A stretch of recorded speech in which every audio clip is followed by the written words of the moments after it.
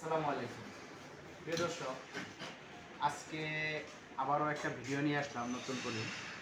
তো ভিডিওটি হচ্ছে আমরা কিছু বোট নিয়ে আসছি। আমাদের যে ঘড়িটা আছে, চায়না যে ঘড়িগুলো আপনারা বাজারে কিনতে পান, ঠিক ওই রকমই আপনারা ছোট করে ঘড়ি তৈরি করতে পারবেন।